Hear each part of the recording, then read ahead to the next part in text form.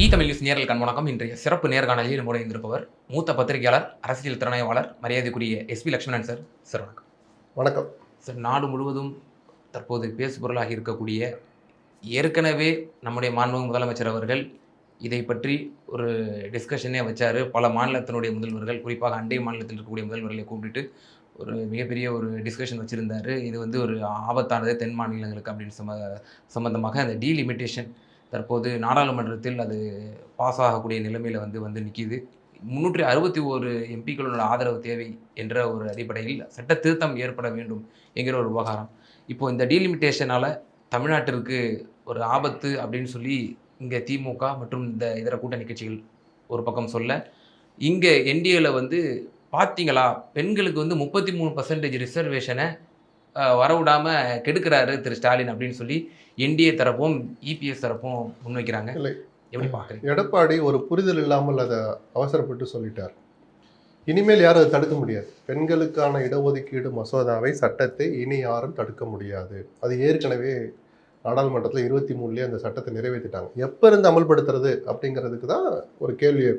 பிஜேபியினுடைய சதியால், எடப்பாடி இன்று யாரோடு கூட்டணி வைத்திருக்கிறாரோ அந்த பிஜேபியின் சதியால், அந்த பிஜேபிக்கு பெரிய மனசு இல்லாததால், அந்த பிஜேபிக்கு தாராள மனசு இல்லாததால் 23 அந்த சட்டத்தை நிறைவேற்றியும் அடுத்த ஆண்டு 24 நடக்க இருந்த நாடாளுமன்றத்தில் தேர்தலில் கூட அதை அமல்படுத்த மாட்டோம்னு சொன்னது பிஜேபி. அதுக்கு எடப்பாடி தான் வைக்கப்படணும். சரிதானா? அது ஒரு பக்கம் இருக்கட்டும். இப்போது அது வேணான்னு யாரும் சொல்லலை. இந்த மசோதாவை பெண்களுக்கான இடஒதுக்கீடு மசோதான்னு ஒன்று தனியாக கொண்டு வாங்க, இந்த வருஷத்துலேருந்து கொண்டுட்டு வர போகிறோன்னு அதுக்கு ஒரு தனி திருத்தம் கொண்டு வாங்க, அடிஷன் சேருங்க. டீலிமிட்டேஷனுங்கிற வார்த்தை எதுக்கு இதில் சேர்க்குறீங்க? தொகுதி எத்தனை வேணாலும் இருக்கட்டும் சார், 543 என்பதை 280 குறைக்கப் போகிறோம். ஏதோ உங்கள் அழிச்சாட்டியத்தில் என்ன வேணாலும் பண்ணுவீங்க. ஏன்னா உங்களுக்கு மெஜாரிட்டி இருக்குது, மெஜாரிட்டி எப்படி கொண்டு வரணுன்ற வித்தையெல்லாம் உங்களுக்கு நல்லா தெரியும். அந்த 280 குறைச்சாலும் அதில் 33% பெண்களுக்குங்கிறதா அந்த மசோதா தனி. எண்ணிக்கை எதுவாக இருக்கட்டும், சட்டமன்றங்களில் எத்தனை இடம் வேணாலும் இருக்கட்டும், எத்தனை மாநிலங்கள் வேணாலும் இருக்கட்டும், யூனியன் பிரதேசங்களில் மாநிலங்களில் உள்ள சட்டமன்ற மொத்த இடங்களிலும் நாடாளுமன்றத்தின் மொத்த இடங்களிலும் 33% இடஒதுக்கீடு பெண்களுக்குங்கிற போது எண்ணிக்கை ஒரு பொருட்டே அல்ல. அது தனி சப்ஜெக்ட். இதைத்தான் மக்கள்கிட்ட இருந்து மறைக்க நினைக்கிறாங்க பிஜேபி. சரிதானா? அதனால டீலிமிட்டேஷனுங்கிறத அந்த பெண்கள் இடஒதுக்கீடு மசோதாவுக்கு பின்னாடி அப்படி ஒளிஞ்சுக்கிட்டு கொண்டு வர்றாங்க. டீலிமிட்டேஷனுங்கிற வார்த்தை தப்பான வார்த்தை இல்லை, சட்டத்துக்கு புறம்பான நடைமுறையும் அல்ல. அரசமைப்பு சட்டத்திலேயே சொல்லியிருக்கிறாங்க, எப்போ எல்லாம் தேவைப்படுதோ மறுவரையறை பண்ணிக்கோங்க அப்படின்னு. அது ஒரு சென்சஸ் அடிப்படையில் அப்படின்ற இருக்கிற போது எந்த சென்சஸ் அடிப்படையில் அப்படிங்கிறத பாராளுமன்றமே தீர்மானிக்கணும். இப்போ ஒரு மசோதா கொண்டு வர்றாங்க. சரிதானா? எங்கள் வசதிப்படி நாங்கள் 26 எடுத்தால் அதில் கொண்டாந்துக்கோன்னு சொல்லலாம், இல்லை ஏற்கனவே 11 எடுத்து வச்சிருக்கிறோம்னு சொல்லி அதை கொண்டு வரலாம்.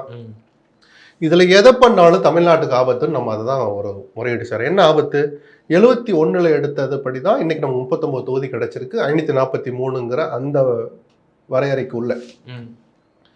அதன் பிறகு 76, 77 காலகட்டங்களில் எமர்ஜென்சியின் போது மக்கள் தொகை கட்டுப்பாட்டுக்கு ஒரு சட்டம் கொண்டு வந்து அதை உரிய முறையில் அமல்படுத்தின மாநிலங்களில் தமிழ்நாடு உள்ளிட்ட தென் மாநிலங்கள், வட மாநிலங்கள், பல மாநிலங்கள் அதை கண்டுக்கவே இல்லை. அப்போ நாம் ஒரு கட்டுக்குள்ளே வச்சுருக்கோம், அவங்க கட்டுப்பாடற்று எவ்வளோ மக்கள் தொகை உயர்ந்து போயிருக்கிறாங்க. மக்கள் தொகை அடிப்படையில் தான் இந்த கூடுதல் இடங்களை பகிர்ந்தளிப்போம் அப்படின்னு நீங்கள் சொன்னீங்கன்னா,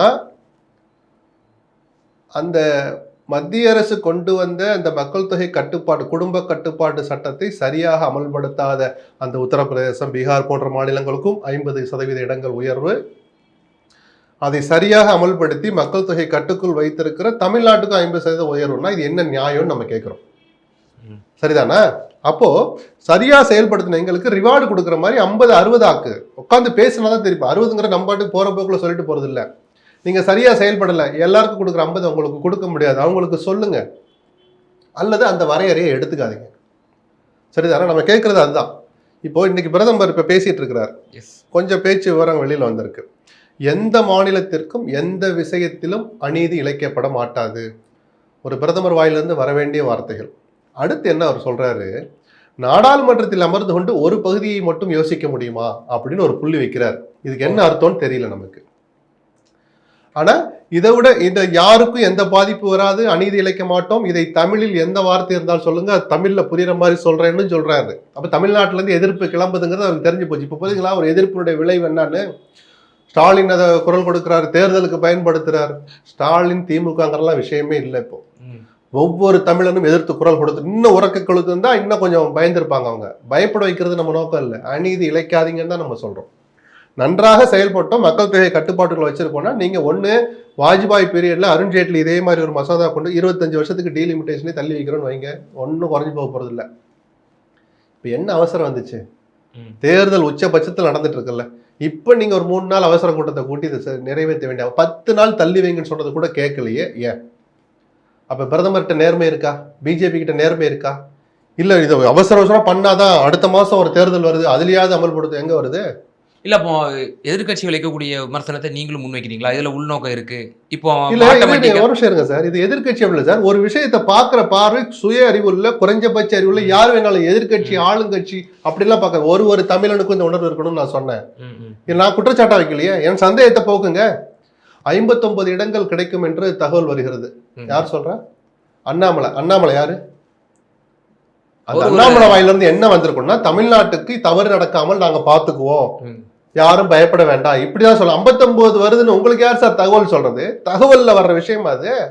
சரி, அப்படி வெளிப்படைத்தன்மையோட ஏதாவது பிஜேபி அறிவிச்சிருக்கா? இந்த மாதிரி தான் நாங்க ஷேர் பண்ணி கொடுக்க போறோம், எதுவுமே கிடையாது. வாக்கெடுப்பு விவாதங்கள் இதெல்லாம் வருது, விவாதத்துல அதெல்லாம் அனுமதிக்கிறாங்களா? விவாதத்துக்கு பதிலளிச்சு என்ன சொல்றாங்க?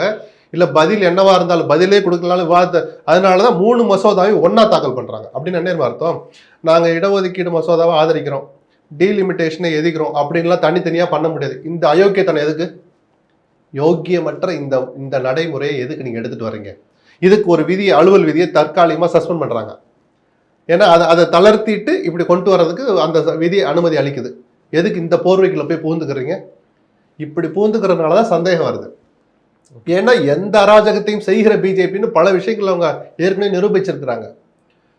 தேர்தல் ஆணையர்களை நியமிக்கிற அந்த 3 பேர் கமிட்டியில உச்சநீதிமன்ற தலைமை நீதிபதி இருந்ததை நீக்கிட்டு ஒரு மூத்த அமைச்சர்னு கொண்டாந்து சேர்த்த போதே இவங்க யோகியதை தெரிஞ்சு போச்சு. இன்னைக்கு டீலிமிட்டேஷன் கமிஷன் ஒன்று அமைப்போம், அந்த சரத்துல இருக்கு டிராஃப்ட் மசோதால பில்லுல. அதுல ஒரு மாநிலத்துல 5 எம்எல்ஏக்கள் 5 எம்பிக்கள் இந்த வல்லுநர்கள்லாம் இருப்பாங்க அப்படின்னு சொல்ற. ரைட்டு. அந்த சேர்மன் இருக்கார்ல, கமிஷன் சேர்மன் யாரு? அந்த டீலிமிட்டேஷன் கமிஷனுடைய தலைவராக ஓய்வு பெற்ற அல்லது பதவியில் இருக்கிற உச்சநீதிமன்ற நீதிபதினு சொல்றாங்க. அதை எப்படி நியமிப்பீங்க? யார் நியமிப்பா? வெளிப்படைத்தன்மை இருக்கா? நீங்க தேர்தல் ஆணையர் நியமிச்சீங்களா, அந்த லட்சணத்துல நியமிப்பீங்கன்னா அதுல எங்க நேர்மை இருக்கும்? இல்ல எதிர்கட்சிகளோடு கலந்து ஆலோசித்து அந்த தலைவர் நியமிக்கப்படுவார், ஒரு வரி இருக்கா? ஏன் இல்லை? சரி, மக்கள் தொகை எந்த மக்கள் தொகை, எதுக்காக மக்கள் தொகை எது, எந்த சென்சஸ் என்பதை பாராளுமன்றம் முடிவு செய்ய ஏன் சட்டத்தை திருத்துறீங்க? அதனுடைய காரணம் என்ன? இதையெல்லாம் வெளிப்படையா சொல்லாதனாலதான் பிஜேபி எதையோ மறைக்குது. இப்ப பிரதமர் இவ்வளவு சொல்லியும் கூட நம்ம இன்னும் கொஞ்சம் இவ்வளவு சந்தேகங்களை கிளப்புறது காரணம், பிஜேபியிடம் கடந்த காலங்களில் நேர்மை இருந்ததில்லை, அதனால பயப்படுறோம். இப்ப பயப்பட வேணாம்னு சொல்லியிருக்கிறாரு. இன்னைக்கு விவாதங்கள் நடக்கட்டும், அந்த விவாதத்துக்கு பதிலளிச்சு பிரதமர் என்ன சொல்றாருன்னு பார்ப்போம். அதுக்கப்புறம் எந்த லட்சணத்துல அவங்க அந்த ஓட்டெடுப்பை நடத்துறாங்கன்னு பார்ப்போம். பார்த்துட்டு அதை விமர்சிக்கலாம் நம்ம. இப்போ ஆனா என்ன ஆபத்துன்னா, இன்னைக்கு 59 கிடைக்குங்கிறாங்க. ஆக்சுவலி 60-61 கிடைக்கணும். சரி, 59 வச்சுப்போம், 60ன்னு ரவுண்டா வச்சுப்போம் பேசுறதுக்கு. உத்தரப்பிரதேசத்துக்கு 50% இடங்கள் கூடி 80-120 மாறும் அப்படின்னு ஒரு எதிர்பார்ப்பு இருக்கு. ஆனா எந்த சென்சஸ்ன்னு இவங்க நாளைக்கு வந்து சொல்லுவாங்கன்னா, அதுக்கு சொல்றதுக்கு தகுந்த மாதிரி உத்தரப்பிரதேசத்தின் எண்ணிக்கை 120 140 உயர வாய்ப்பு இருக்கு. அண்ணாமலை மறுக்க முடியுமா? அப்படி உயராதுன்னு யாராவது வாக்குறுதி கொடுத்தாங்களா? இந்த நிமிஷம் வரைக்கும் கொடுத்தாங்களா? ஏன் அண்ணாமலை அதை சொல்லல? தமிழ்நாட்டுக்கு எண்ணிக்கை கூட போகுது, யாரு கேட்டா கூடணும்னு? எங்களுக்கு வேண்டாம். நீங்க அப்படி உயர்த்துற போது ப்ரொபோர்ஷனேட்டா அநீதி இழைக்காமல் உயர்த்துறீங்களா அப்படின்னு தான் நம்ம எதிர்பார்க்கிறோம். அப்படி இல்லைன்னா பேசாம இருங்க. எண்ணிக்கை கூட கிடைக்குதுன்னா மொட்டையா சொன்னா அப்ப நம்மளது என்ன தெரியுமாகும்? இந்த 59 வராது. அண்ணாமலை சொன்ன சோகால்டு 59 வரவே வராது, அது 51 குறையும். 1971 சென்சஸுக்கு அப்புறம் எந்த சென்சஸ் அமல்படுத்தினாலும் தமிழ்நாட்டுக்கு அநீதி தான் இழைக்கப்படும். 50% எல்லாருக்கும் அப்படின்னு ஒரு விதியை கொண்டு வந்தீங்கன்னா மாறாக நன்றாக செயல்படுத்தி இந்த மாநிலங்களுக்கெல்லாம் ரிவார்டு கொடுக்குறோம், 55%, 60% இடங்கள் உயர்வு, சரியா செயல்படுத்தாதவங்களுக்கு அதிகபட்சம் 50, கொஞ்சம் வேணா குறைப்போம் அப்படின்னு சொல்றதானே சார் நீதியா இருக்க முடியும்? நீங்க சொன்னதை நான் செஞ்சேங்கிறதுக்கு எனக்கு தண்டனையா? கேட்டா உங்களுக்கு உயருது இல்ல, எங்களுக்கு உயருது. அங்கே எவ்வளவு உயருது? அதுக்கு எதை பத்தி எதுவுமே வாய் திறக்கல பிரதமர். எந்த மாநிலத்துக்கும் அநீதி இழைக்கப்படாம நீங்க பாக்குற அளவுகோல் எது? எந்த விஷயத்தில் அநீதி நடக்காதுன்னு நீங்க சொல்றீங்க? எந்த விஷயத்துல அநீதி நடக்கும்னு நாம கேட்கிறோம்ல, ஒரு தமிழனும் கேட்கணும்னு சொல்றோம்ல. சென்சஸை எடுத்துக்காத, அப்படி எடுத்துக்கிறாங்க 1971 1971 எடுத்ததை எடுத்துக்கோ. 50 வருஷத்துக்கு முன்னாடி கணக்கு போய் எடுக்கலாமா அன்னைக்கு கேட்டா டீலிமிட்டேஷன் 25 வருஷத்துக்கு தள்ளி வைங்க. வாஜ்பாய் தள்ளி வைக்கலையா? என்ன கெட்டு போச்சு? பெண்களுக்கு இடஒதுக்கீடு கொடுக்கணும்னா இருக்கிற இடத்துல கொடுக்கலாம் சார். தென் மாநிலத்தில் இருக்கக்கூடிய முதல்வர்கள் கூட, நம்முடைய முதல்வர்கள் உட்பட 2 குழந்தையோட நிப்பாட்டிக்காதீங்க, 1 குழந்தையோட நிப்பாட்டிக்காதீங்க, இன்னும் 3 4 5ன்னு கூட பெற்றுக்கங்க. ஈவன் ஆந்திர பிரதேசத்தில் அதுக்கு ஒரு ரிவார்டு கூட கொடுக்குறோன்ற மாதிரி கூட திரு சந்திரபாபு நாயுடு அவர்கள் அறிவித்தார் என்று என்னுடைய நினைவு. அவர்களுமே அதை ஊக்குவிக்கிறாங்க. நம்ம முதலமைச்சர் எப்ப அப்படி சொன்னாங்க? முதலமைச்சர் அவர்கள் நான் என்ன சொல்றேன்னா, இது இப்படி பார்ப்போம். அப்படி இது வரைக்கும் சொல்லலைன்னா அப்படி சொல்ல வேண்டிய சூழலை நீங்க ஏற்படுத்துறீங்களோ, அப்ப நாம தான் ஏமாந்து மக்கள் தொகையை கட்டுப்படுத்திட்டோமோ? அப்படி ஒரு சட்டத்தை மதிக்கணும், எதிர்கால சந்ததிகளுக்கு கஷ்டம் வரக்கூடாது, எல்லோருக்கும் எல்லாம் கிடைக்கணும், தேவைகளை முழுமையா பூர்த்தி அடையணும்னு தான் மக்கள் தொகை ஒரு கட்டுக்குள்ள வைக்கிறோம். அப்படி செஞ்சது தப்பு தானோன்னு ஸ்டாலின் உட்பட, இன்னைக்கு ஸ்டாலின், நாளைக்கு யாரோ, இதே ஸ்டாலினோ இல்ல அடுத்த மாநிலத்தில், இன்னைக்கு பினராயி இருக்கலாம், நாளைக்கு வேற ஒருத்தர் காங்கிரஸ்கார் வரலாம், சந்திரபாபு நாயுடு போய் இன்னொருத்தர் வரலாம். இவங்களெல்லாம் என்ன சிந்திக்க வைக்கிறீங்க? இப்ப நீங்க சொன்ன பாயிண்ட் தான். அப்ப அதிகமா பிள்ளை பெத்துக்கோங்க, இது நல்லதா? சொல்லுங்க சார். அந்த பிள்ளைங்களை வளர்க்குற அளவுக்கு அவனுக்கு பொருளாதார சூழல் இருக்கு. அவனுடைய ஒரு தனி மனித பொருளாதாரத்தையும் நிர்ணயிக்க வேண்டிய, அதுக்கு தேவையானதை கொடுக்க வேண்டிய கடமை அரசுகளுக்கு இருக்கு. அந்த அரசுகளுக்கு நிதியை ஒழுங்கா கொடுக்குறீங்களா? அப்ப எங்க போய் முடியும்?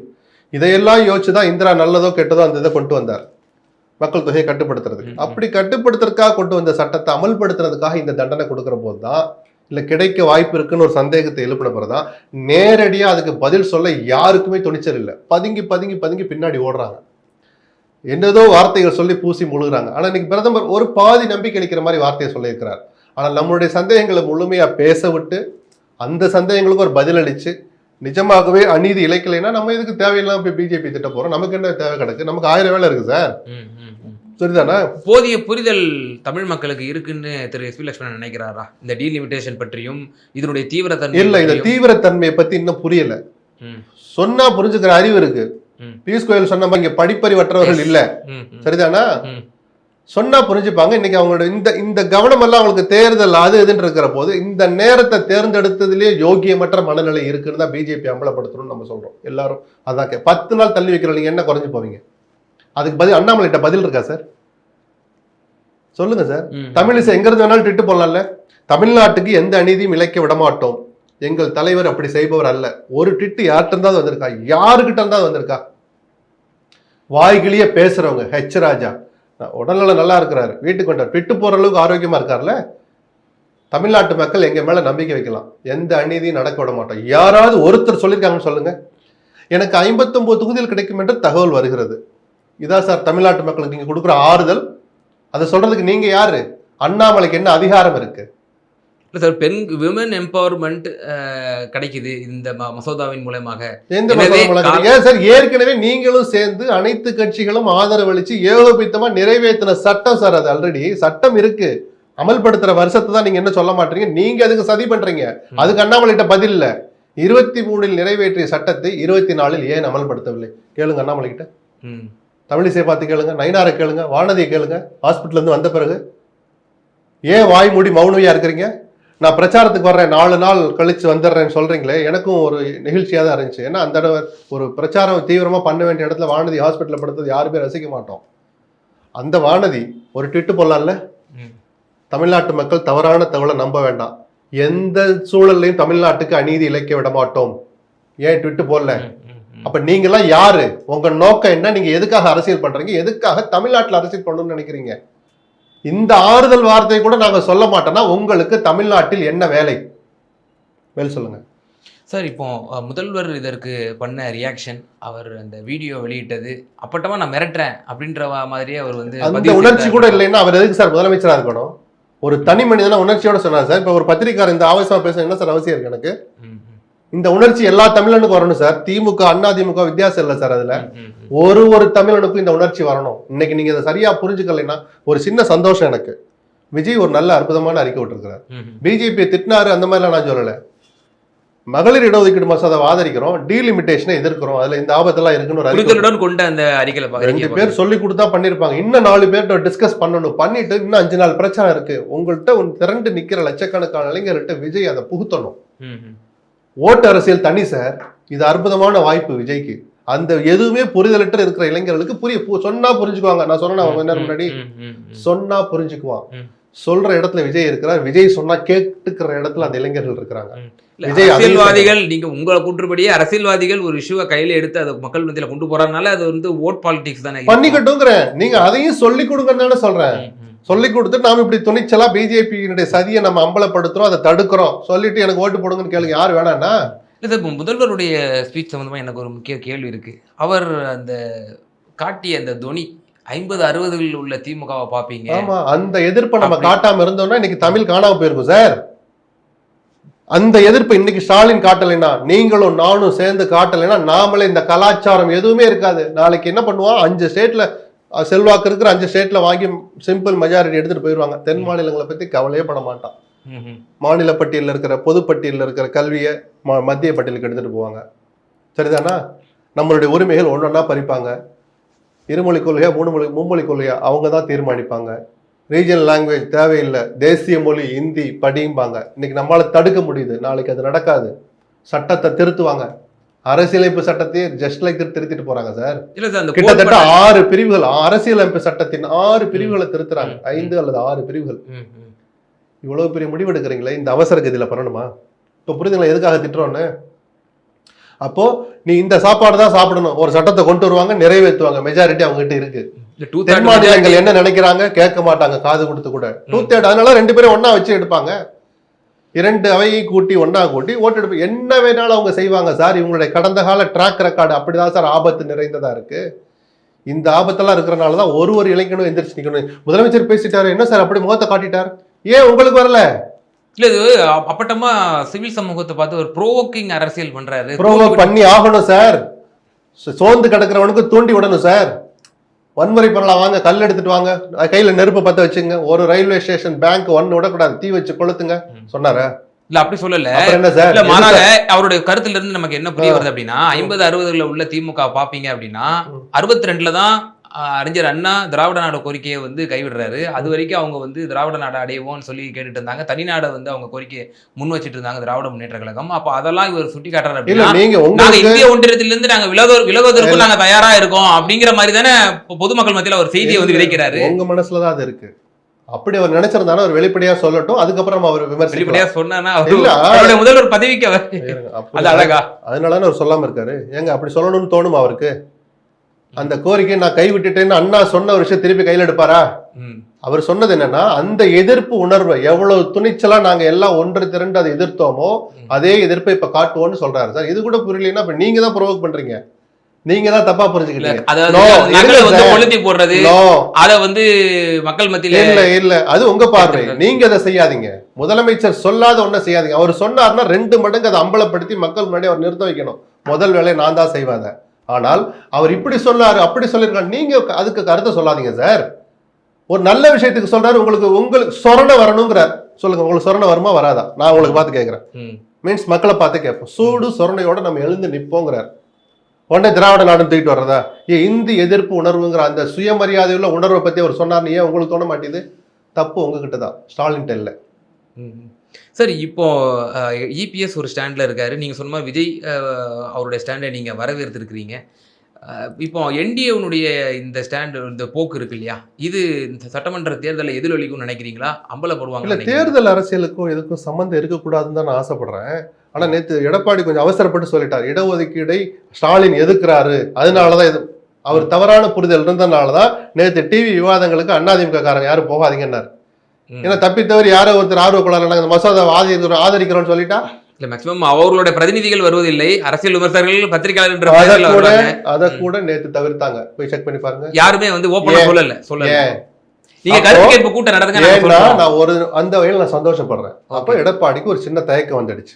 கண்மூடித்தனமா போய் நம்ம அதை ஆதரிச்சிடக்கூடாது, இந்த எச்சரிக்கை உணர்வு தான் சார் வரணும். இதை ஸ்டாலின் சொல்லி தான் வரணும்னு அவசியம் இல்லை. எடப்பாடியும் தமிழர் தான், அவர் ஒன்றும் தமிழர் விரோதி கிடையாது. புரியுதுங்களா? தினகரனோ அன்புமணியோ வாசனோ தமிழர் விரோதிகளா? தமிழ்நாட்டுக்காக தமிழர்களின் அந்த பாதிப்பு கட்டுவெல்லாம் குரல் கொடுத்தவங்க இல்லையா, போராடினவங்க இல்லையா? இப்போ கூட்டணி தர்மம் என்கிற பேரில் அமைதியாக இருந்துடாதீங்க. அந்த தர்மத்தை ஞாபகம் வச்சுக்கிட்டும் கூட நாகரிகமாகவாவது தோழமை உணர்வோடையாது தமிழ்நாட்டுக்கு துரோகம் பண்ணிடாதீங்கன்னு எடுத்து சொல்லுங்கன்னு தான் நம்ம எதிர்பார்க்குறோம். அங்கே பிஜேபிக்கு எதிராக கொடி பிடிக்கலாம் நம்ம சொல்ல, தேர்தல் உச்சகத்தில் நடந்துட்டு இருக்கு. தோழமை இருக்கிற போது பிஜேபிக்கு எதிராக குரல் கொடுங்கன்னு அவங்க முட்டாள்களா?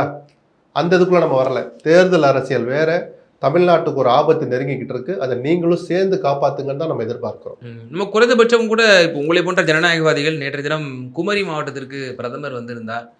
பிரதமர் மூலியமாவது ஒரு ஆறுதல் தரும் விதமாக தமிழ்நாட்டில் இப்படி ஒரு அச்சமுள்ள ஒரு சூழ்நிலை இருக்கு, இதை தணிக்கும் விதமாக, ஏன்னா இப்போ அவருடைய ஓட்டு வங்கிக்கும் நிச்சயமா பாதிப்புக்குள்ளாகும் தமிழர்களுடைய. என்ன நினைச்சிருப்பாரு நான் நினைக்கிறேன்னா, நாளைக்கு பார்லிமெண்ட்ல பேச போறோம், இன்னைக்கு எதுக்கு சொல்லணும்னு நினைச்சிருக்கலாம். இன்னைக்கு அதனால சொன்னேன், இன்னைக்கு பிரதமர் சொன்ன வார்த்தை ஓரளவு ஆறுதலை தருகிறது.